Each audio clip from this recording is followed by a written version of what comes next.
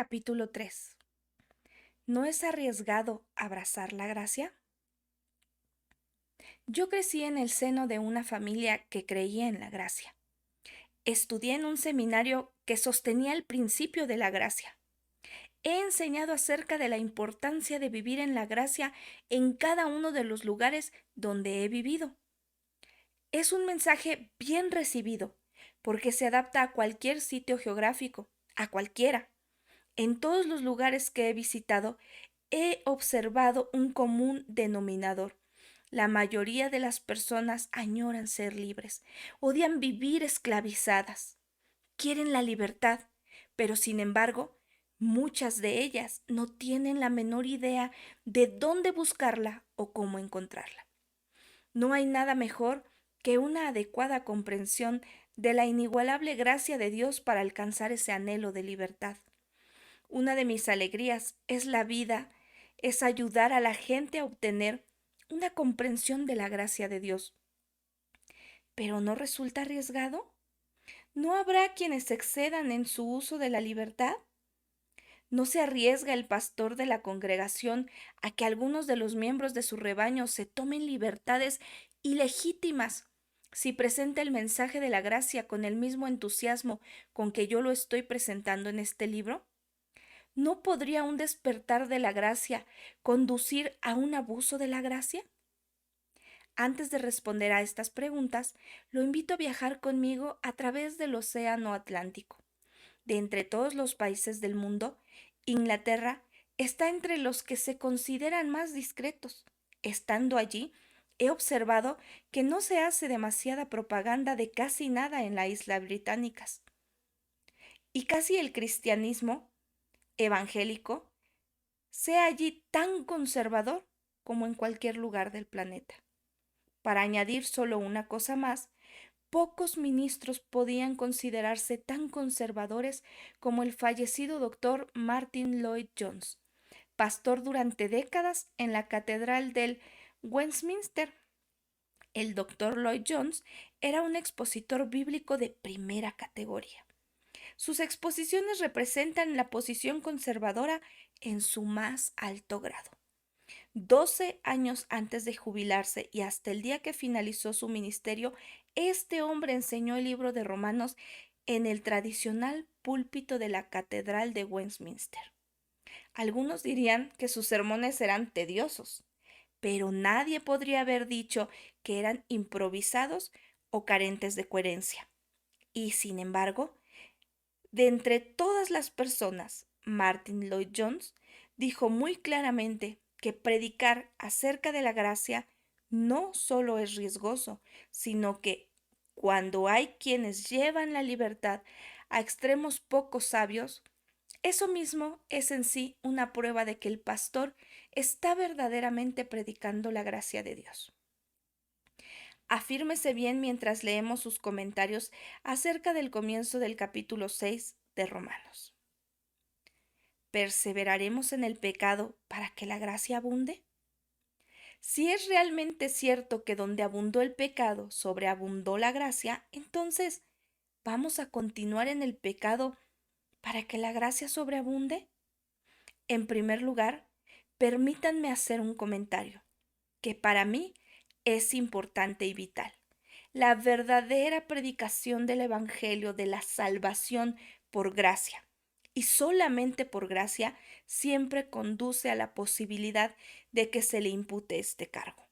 No hay mejor prueba para saber si un hombre está realmente predicando el Evangelio de salvación del Nuevo Testamento que esta. Que algunas personas malinterpreten el sentido de la gracia y digan que al haber sido salvados por gracia ya no importa qué hagan, que pueden seguir pecando todo lo que quieran, porque de esa manera redundará en mayor gloria para la gracia. Esta es una auténtica prueba de la predicación del Evangelio. Si mi predicación y presentación del Evangelio de salvación no corren el riesgo de esa mala interpretación, entonces no es el Evangelio. Permítame mostrar lo que quiero decir con esto. Si un hombre predica la justificación por las obras, nadie plantearía nunca esta pregunta. Si la predicación es, si quieres ser creyente y si quieres ir al cielo, debes dejar de cometer pecados, debes hacer buenas obras. Y si lo haces de manera regular y constante, y si no fracasas y siempre perseveras, serás un creyente. Estarás reconciliado con Dios e irás al cielo. Obviamente, si alguien predicara de esta forma, nunca se expondría a una mala interpretación. Nadie le diría, ¿seguiremos pecando para que la gracia abunde? Porque el énfasis de la predicación es ese, que si continúas pecando con toda seguridad, serás condenado, y solo puedes salvarte si dejas de pecar. De manera que esa interpretación errónea nunca podría surgir. Nadie jamás ha presentado ese cargo contra la Iglesia de Roma, pero en cambio sí se lo plantearon a menudo a Martín Lutero. De hecho, era precisamente lo que la Iglesia de Roma señalaba acerca de la predicación de Martín Lutero. Decían, este hombre que es sacerdote ha cambiado la doctrina para poder justificar su propio casamiento y su lujuria. Este hombre practica el antinomianismo y eso es herejía.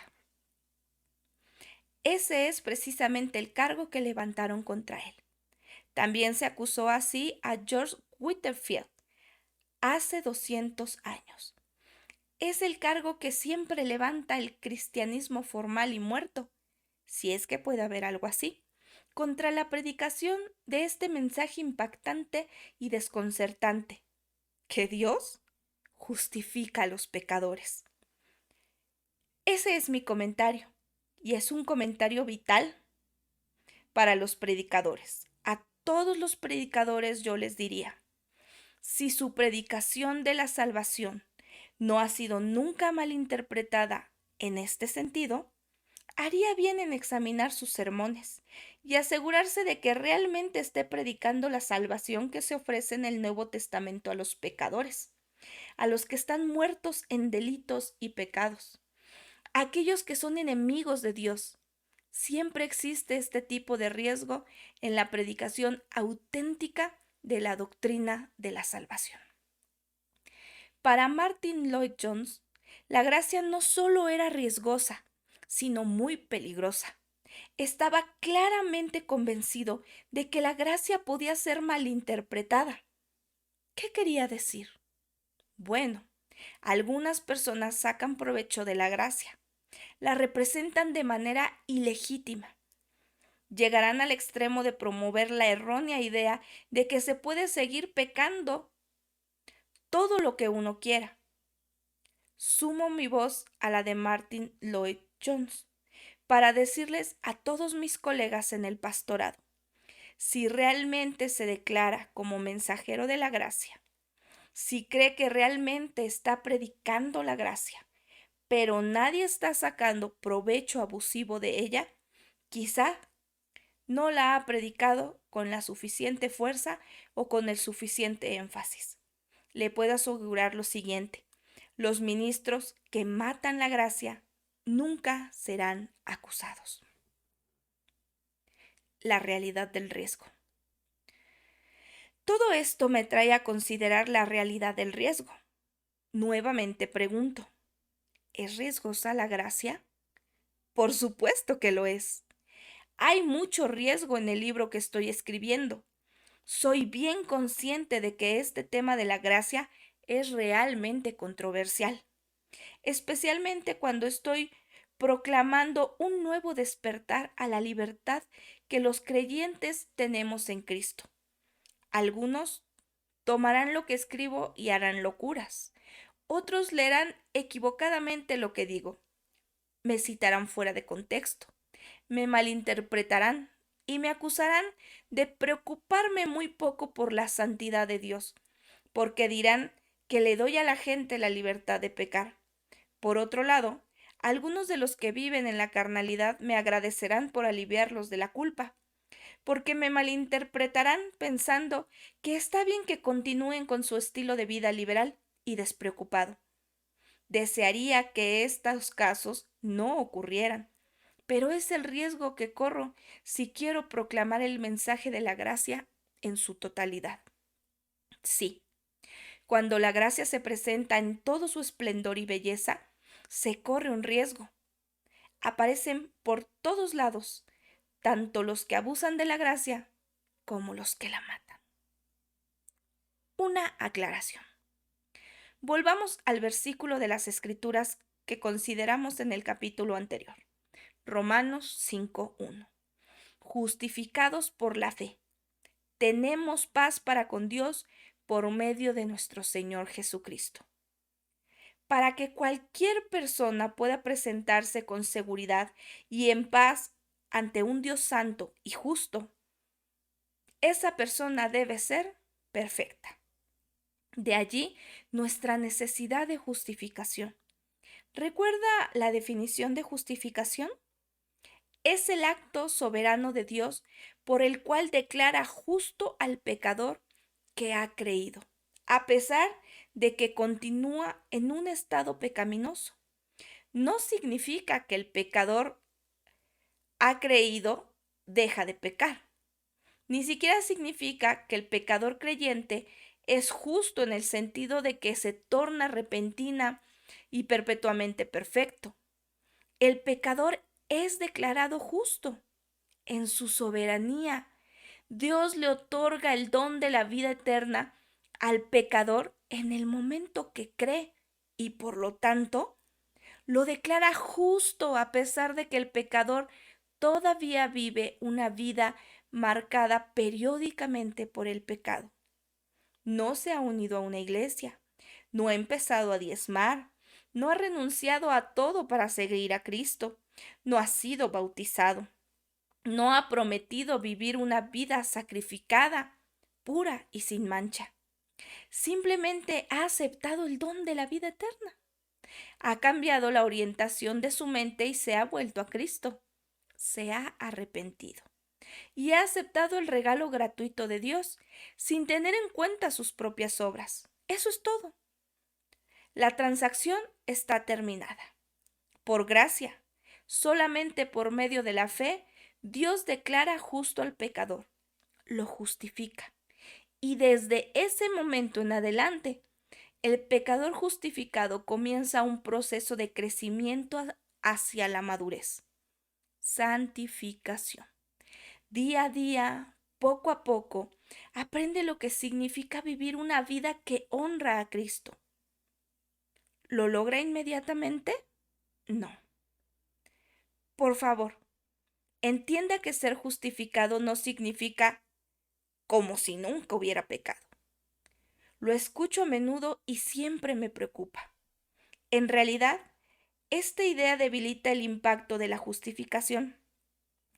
La justificación significa exactamente lo siguiente. Aun a pesar de que peco de vez en cuando y de que he sido incapaz de dejar de pecar, Dios me declaró justo cuando creí en Él. Y puesto que seguiré pecando ocasionalmente, encuentro aún más razones para estar agradecido por el don de la gracia. Como pecador, merezco ser castigado. Como pecador, le tengo miedo a la justicia y por lo tanto, como pecador, mi única esperanza de sobrevivir es la gracia. En su expresión más pura, la gracia no tiene lógica. Imaginemos que usted tiene un hijo de 6 años, al que ama entrañablemente. Un día trágico, usted encuentra que su hijo ha sido cruelmente asesinado. Después de una larga búsqueda de los investigadores, encuentran al criminal. Usted tiene una de varias opciones. Si usara los medios a su alcance para matar al asesino por el crimen cometido, eso sería venganza. Si se conformara con quedarse al margen y dejar que las autoridades legales se hagan cargo y realicen lo que corresponde, un juicio, una sentencia de culpabilidad, una pena de muerte, eso es justicia. Pero si usted intercediera por la absolución del asesino, lo perdonara completamente, lo invitara a su casa y lo adoptara como hijo, eso es gracia. ¿Se da cuenta de por qué la gracia es tan difícil de comprender y de aceptar? Son muy pocas las personas, si hubiera alguna, entre las que leen estas líneas que harían algo así y se sentirían felices de hacerlo. Sin embargo, Dios lo hace todos los días. Toma al culpable, al pecador que cree y confiesa: estoy perdido, no valgo nada, soy culpable de lo que se me acusa y no me merezco ser perdonado. Y le otorga el gratuito don de la vida eterna. Lo hizo en mérito a la muerte de Cristo en la cruz, que satisfizo la demanda por el pecado, que era la pena de muerte. Y Dios ve al pecador culpable, que acude por fe, como si fuera tan justo como su propio Hijo. De hecho, nos invita a su hogar y nos adopta para siempre en su familia. En lugar de vengarse o de ejecutar justicia, Dios extiende su gracia. Permítame repetir la afirmación que hice un poco antes. Creer plenamente en la gracia y vivir por la gracia en todo su sentido significa que algunos abusarán de ella. Delo por sentado. Algunos de mis lectores seguramente han tenido maravillosas experiencias en sus hogares con sus hijos. Los han tratado con gracia y madurez. Les han dado la oportunidad de aprender, de crecer, también de fallar, porque los han amado. Les han enseñado las escrituras, los han animado, los han educado en la gracia, como lo hemos procurado hacer también en la familia Swindle. Y sin embargo, algunos padres estarán atravesando momentos difíciles ahora mismo, a pesar de haber hecho muchas cosas acertadas. Les dieron a los hijos la libertad adecuada y han soltado las riendas cuando parecía correcto hacerlo. No obstante, cuando el hijo alcanzó la edad de la independencia, él o ella se ha vuelto en contra suya y para su perplejidad continúa en esa postura. La enorme batalla que tiene por delante es vencer el sentimiento de culpa que acompaña este proceso. Mi oración es que Dios ayude a cada uno a pasar por esa etapa. He observado que la mayoría de los padres no tienen por qué vivir con esa culpa. Se debaten entre la vergüenza y la perplejidad a pesar de que son sentimientos injustos e inapropiados. En realidad, su hijo ha crecido y ha tomado una decisión y está viviendo las consecuencias. Desafortunadamente, esto afecta a los padres. Les duele. Temen haber sido demasiado condescendientes, haber actuado con excesiva gracia. Ese mismo temor es el que les impide a muchos pastores abordar el tema de la gracia. No sea que su congregación malinterprete el mensaje y crea que predica sobre una gracia barata, término que introdujo Dietrich Bonhoeffer. Me alegro de que hayan usado esas palabras, pero tenemos que entender bien qué quiso decir con ellas. La gracia barata justifica el pecado y no al pecador. La verdadera gracia, en cambio, justifica al pecador, pero no al pecado. Quiero animarlo a que no tenga miedo de la verdadera gracia, solo porque algunos la han subestimado como una baratija. A pesar de estos serios riesgos, la gracia realmente vale la pena. Alternativas de la gracia. Si opto por no arriesgarme, si algo en el camino es seguro y decido no promover la salvación por gracia ni un estilo de vida en la gracia, ¿qué alternativas tengo? Son 4 las que me vienen a la mente, todas las cuales son muy populares en nuestro tiempo. 1. Puedo enfatizar las obras por encima de la gracia. Puedo decirle a usted que por ser pecador debe consagrarse con más fuerza a Cristo, demostrándolo en el trabajo que hace para Él, antes de que pueda realmente afirmar que es un verdadero creyente. El problema que se me plantea es el siguiente. Un pecador no puede consagrarse a nada. Él o ella están espiritualmente muerto. ¿Lo recuerda? No hay capacidad alguna de consagración en un corazón que no ha sido regenerado. Solo después de creer en Cristo es posible llegar a ser un sumiso y obediente discípulo de Cristo. Las obras siguen a la fe. El comportamiento sigue a la creencia. Los frutos vienen después de que el árbol está bien enraizado. Recuerdo las palabras de Martín Lutero. Nadie puede ser bueno o hacer lo bueno a menos que la gracia de Dios le haga bueno. Y nadie puede ser bueno haciendo obras buenas, sino que las obras buenas se hacen por aquel que ha sido hecho bueno.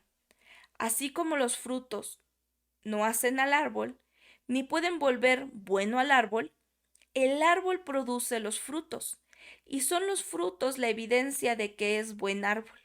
De igual manera las obras, sin importar cuán buenas sean y cuán hermosas se vean, son en vano si no fluyen de la gracia. 2.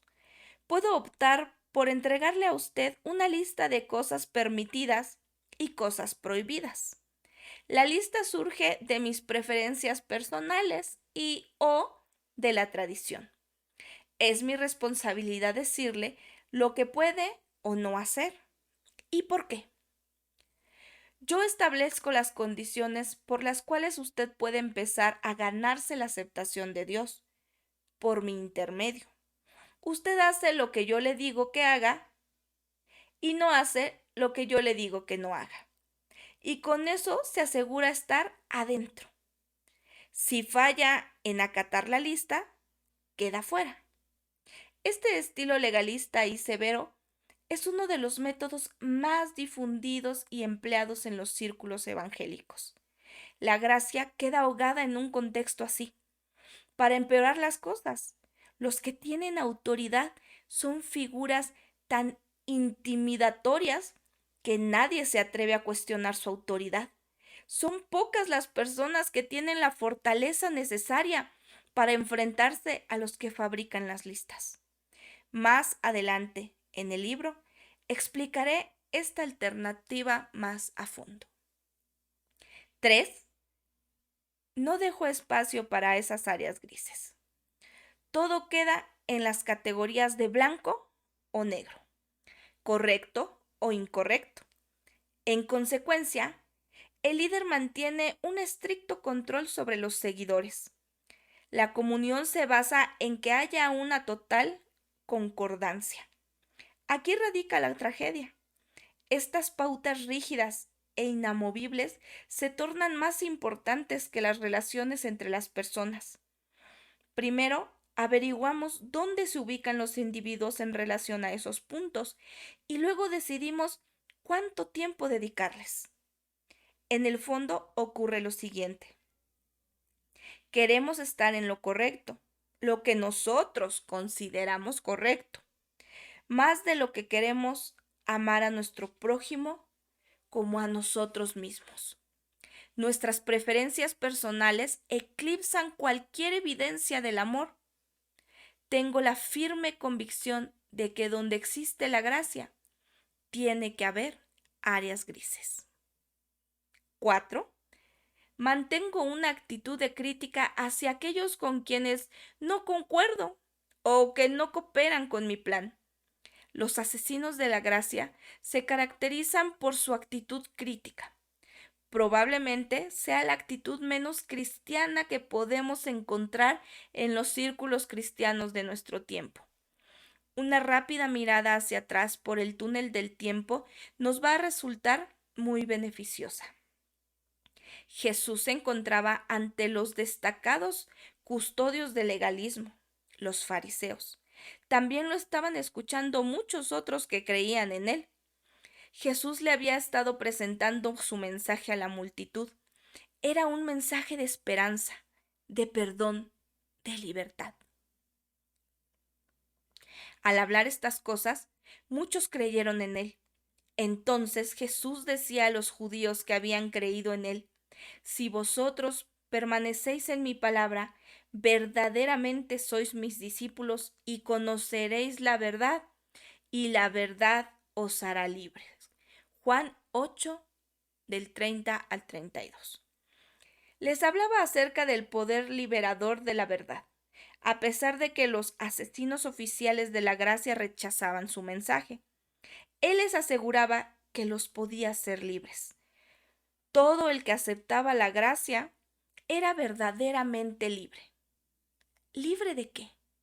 Libre de mí mismo, libre de la culpa y de la vergüenza, libre de los impulsos condenables que no podía controlar cuando estaba esclavizado por el pecado, libre de la tiranía de las opiniones, las expectativas y las exigencias de los demás. ¿Y libre para qué?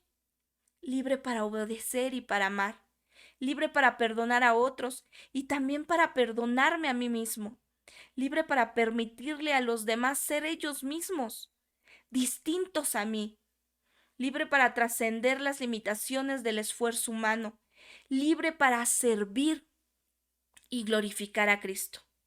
Con toda claridad, Jesucristo les aseguró a los suyos que la verdad que Él ofrecía podía liberarlos de toda restricción innecesaria. Así que, si el Hijo os hace libres, seréis libres. Juan 8:36. Me encanta esa declaración. Las posibilidades que ofrecen son ilimitadas. Ahora volvamos juntos a Romanos 6, el pasaje con el que habíamos iniciado este capítulo.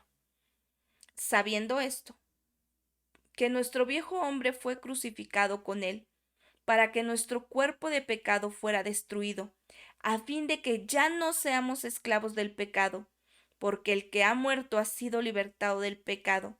Y si hemos muerto con Cristo, creemos que también viviremos con él, sabiendo que Cristo, habiendo resucitado de entre los muertos, no volverá a morir.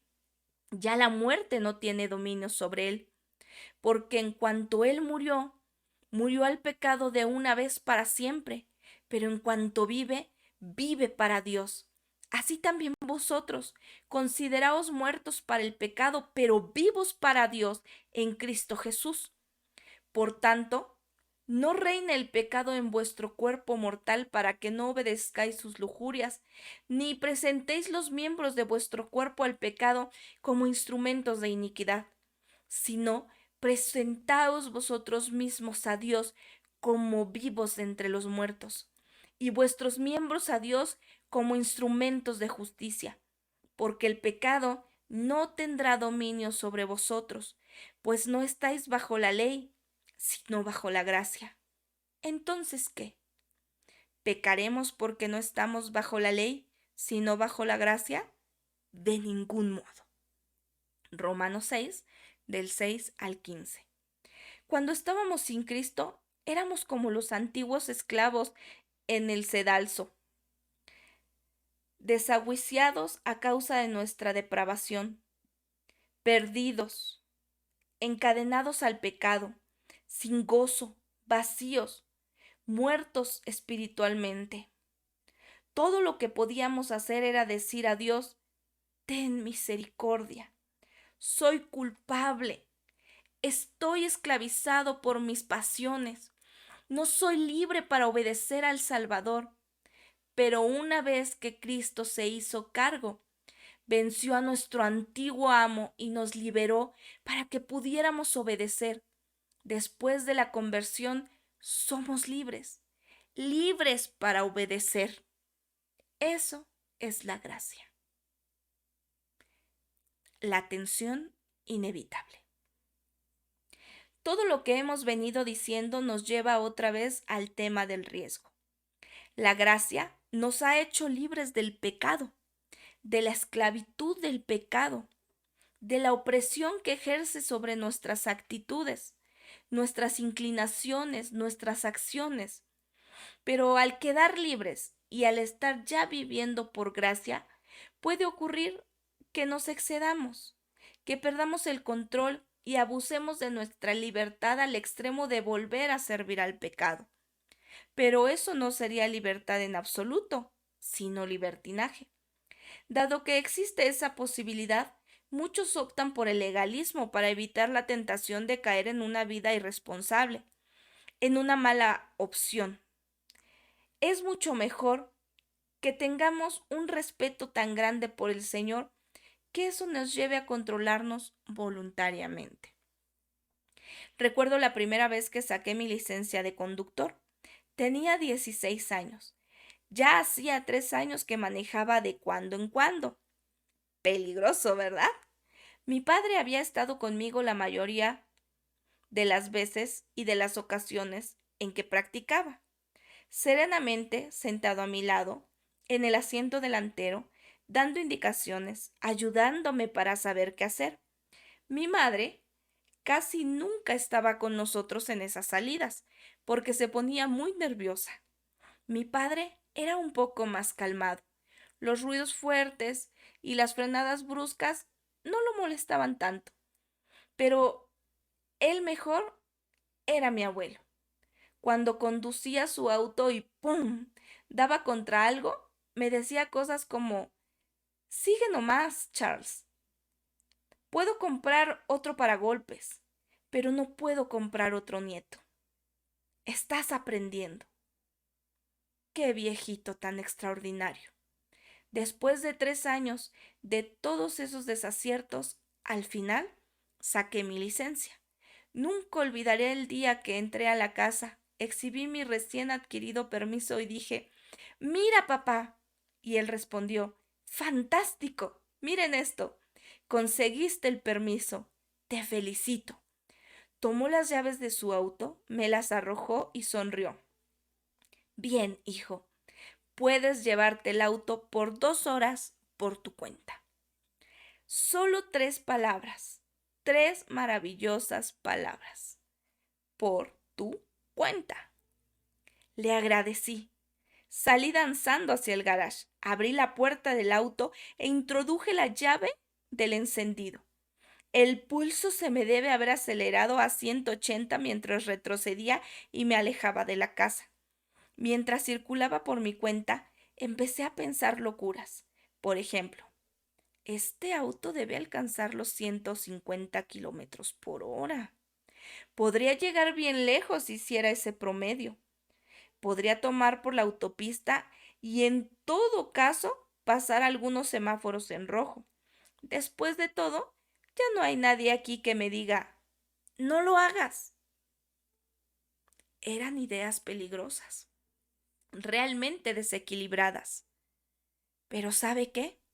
No hice ninguna de esas cosas. Creo que ni siquiera llegué al máximo de velocidad permitida. En realidad, recuerdo que regresé a mi casa antes de tiempo. Ni siquiera usé las 2 horas. ¿Sorprendente? Tenía el auto de mi padre a mi total disposición, con el tanque lleno de combustible y podía usarlo con toda libertad.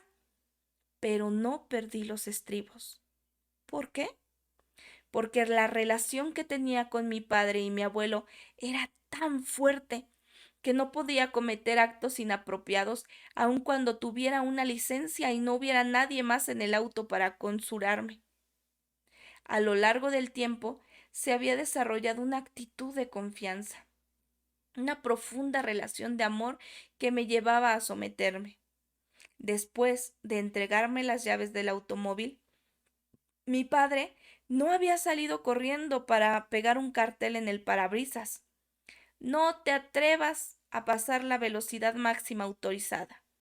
O «La policía anda por toda la ciudad, hijo, ¿eh? Ni te agarrarán con toda seguridad. Así que no se te ocurra correr riesgos». Simplemente sonrió y dijo: «Aquí están las llaves, hijo. Disfruta tu paseo». ¡Qué demostración de gracia! Y sí que lo disfruté. Mirando hacia atrás, ahora que yo mismo soy padre y he revivido las mismas escenas en 4 ocasiones diferentes con cada uno de mis hijos, advierto el enorme riesgo que corrió ese día mi padre. Hay muchas alegrías que produce ser liberado que quizás muchos desconozcan porque no se han dado permiso para vivir bajo la gracia. No quiero con esto ofender a nadie, pero estoy convencido de que algunos creyentes se sentirían aterrados si se vieran abandonados a su libre albedrío. Durante tanto tiempo se les ha dicho lo que deben hacer que la libertad les da miedo. Hay personas que prefieren que se les diga qué hacer y cuándo hacerlo, qué creer y por qué. Y el resultado es trágico. Viven en una perpetua adolescencia. Si nadie deposita confianza en uno, si a uno no se le otorga libertad, no madura, nunca aprende a pensar por sí mismo. Un miembro de nuestro equipo me informó hace varios meses que una mujer había llamado por teléfono a la oficina para averiguar cuál era mi posición oficial respecto a una de esas áreas grises. Cuando se le dijo que yo no hacía declaraciones oficiales sobre tales asuntos, se sintió perpleja, en realidad algo irritada. Preguntó: ¿cómo vamos a saber qué decisión tomar al respecto si el pastor no nos dice qué hacer? A algunos su pregunta les parecería divertida. Francamente, yo la encuentro alarmante. Me hizo pensar, hemos producido ese tipo de creyentes que dependen de que el pastor haga declaraciones en aspectos que en realidad son motivo de preferencias personales.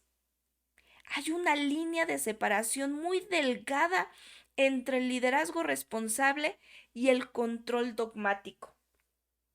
No obstante los riesgos, la gente debe ser informada y luego liberada para que arribe a sus propias convicciones.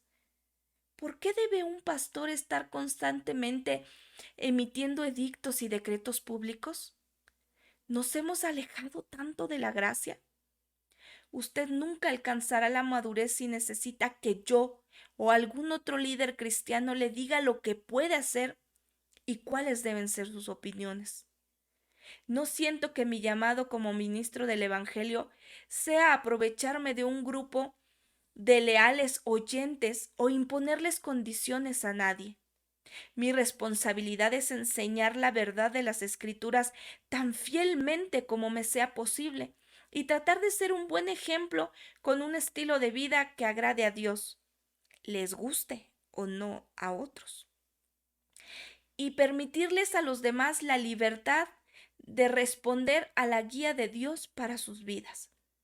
Esa actitud me ha dado buenos resultados y la voy a seguir manteniendo. Se me ocurre que es el estilo que demostró Jesús en Josué cuando les dijo a los hebreos que tenían que decidir por sí mismos a quién servir. Y luego afirmó: pero yo y mi casa serviremos a Jehová. Riesgoso, es cierto, pero dio buenos resultados. Y hoy en día también da buenos resultados. Me gusta la forma en que lo expresó un santo de la antigüedad. Ama a Dios con todo tu corazón y luego haz lo que quieras.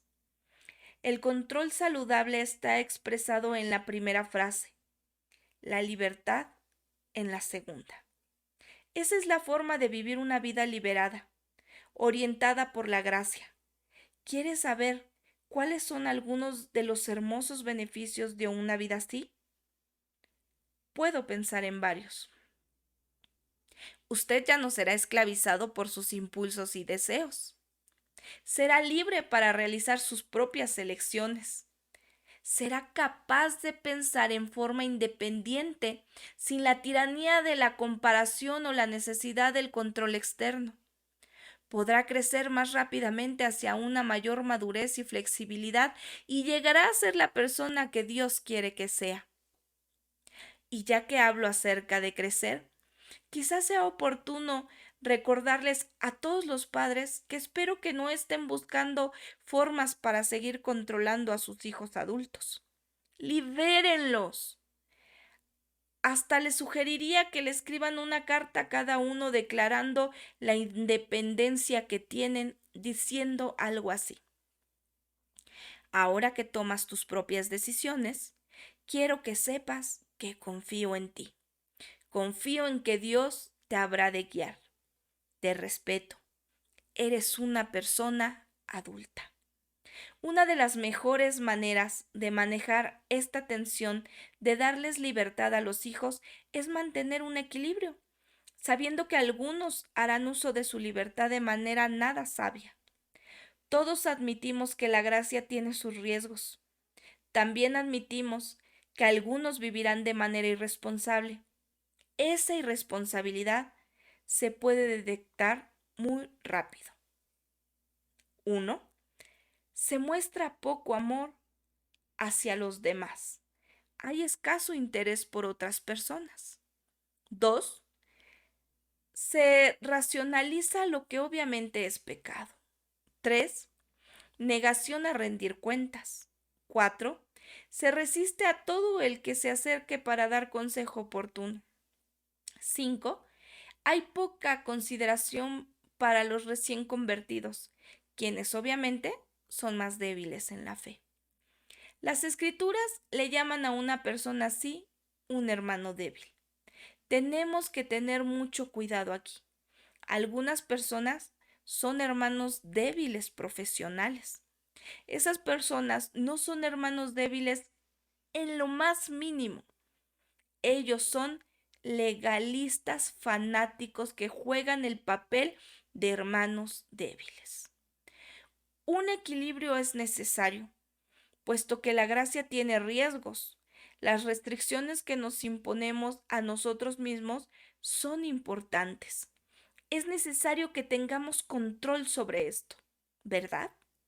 Si queremos, subimos a la cuerda suspendida de la gracia. No podemos sufrir de vértigo, pero al mismo tiempo hay que estar atento a las ráfagas de viento que ocasionalmente soplarán con furia. Sugerencias prácticas para guardarnos de los extremos. Al pensar en esto de vivir con riesgos y guardar un equilibrio en todo, me vienen a la mente 3 sugerencias. En primer lugar, cuídense de los extremos si quiere disfrutar de la libertad que otorga la gracia. Haga todo lo que pueda por mantener el equilibrio y luego disfrútelo. No hay razón para que se sienta culpable. Pruebe esto en primer lugar. Simplemente otórguese el permiso de ser libre. No cometa desatinos, pero tampoco pierda tiempo mirando por detrás del hombro, preocupado por aquellos que se dedican a espiar la libertad, tratando de imaginar lo que piensan y dicen. Diré más acerca de esto en el capítulo 5. En segundo lugar, considere la gracia como un privilegio inmerecido y no como un derecho exclusivo. Esto también le ayudará a mantener el equilibrio. Viva con gratitud, no con arrogancia. Diviértase, pero no haga alardes. Todo depende de la actitud que uno tiene, ¿no es cierto? No tiene nada que ver con el nivel económico, el lugar donde se vive, la ropa que prefiere usar o el auto que conduce. Como dije, es un asunto de actitud. En tercer lugar, recuerde que mientras que usted recibió la gracia gratuitamente, a nuestro Salvador le costó su vida. Puede parecer gratuita, pero fue terriblemente costosa cuando Él tuvo que pagar por ella. ¿Quién no quiere ser libre? Si se nos ha rescatado de los horrores de la esclavitud, los campos de muerte es toda una película. Es la historia verdadera de un reportero del New York Times que trabajaba en Camboya durante un tiempo de terrible derramamiento de sangre. Su ayudante era un camboyano que más tarde fue capturado por el régimen marxista. El Khmer Rouge, un grupo totalitario conocido por su crueldad y torturas, lo que el ayudante camboyano sufrió mientras trataba de hallar la libertad es casi imposible de creer. La trama de la película gira alrededor del escape del ayudante de la esclavitud de ese terrible régimen. No es una película para los pusilánimes. Hay cosas que él ve y soporta, que desafían la imaginación, lo golpean brutalmente, lo encarcelan y lo maltratan. Muriéndose de hambre, sobrevivió chupando la sangre de una bestia en el campo. Vive en las peores condiciones posibles. Finalmente, planea su escape. Corre de una escena trágica a otra. En una ocasión, mientras va huyendo, se hunde en un pantano solo para descubrir que es un infierno de agua lleno de carne humana podrida, huesos y cráneos que forman espuma en la superficie mientras él lucha por salir. Huyendo de un horror a otro, se sorprende cuando llega a un claro, habiendo resistido los riesgos de la selva mientras lo perseguían sus captores. Finalmente, al llegar al claro, mira hacia abajo. Para su completa sorpresa, ve la frontera de Camboya. Abajo ve un pequeño campamento de refugiados. Sus ojos distinguen un hospital y una bandera, y en esa bandera una cruz. Allí, por fin, la esperanza se despierta. En ese punto, la música sube a un clímax. La luz regresa a su agotada cara, que dice de una docena de diferentes maneras: «Estoy libre, estoy libre». El gozo y el deleite por su largamente esperada libertad son suyos de nuevo. A la larga, él llega a los Estados Unidos de América y disfruta de una reunión llena de lágrimas con su amigo.